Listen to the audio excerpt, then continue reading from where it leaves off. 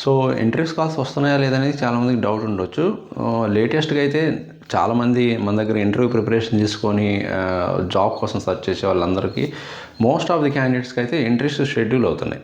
Weekly 2 కంటే ఎక్కువగానే schedule అవుతున్నాయి.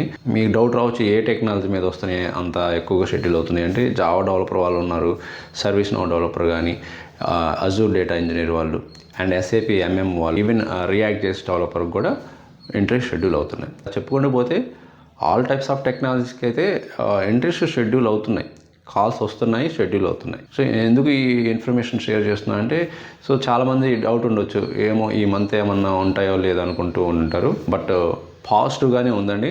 సో ట్రై చేయండి మీ సైడ్ నుంచి, అండ్ అప్లై చేయండి, అండ్ డిఫరెంట్ అప్రోచ్ ఫాలో అవ్వండి. ఒక నౌకరీ అనే కాదు, సో లింక్డ్ఇన్ కానీ, రిఫరెన్స్ కానీ, ఇలాగా డిఫరెంట్ అప్రోచ్ ఫాలో అయ్యి ఇంటర్వ్యూ షెడ్యూల్ చేయించుకోండి.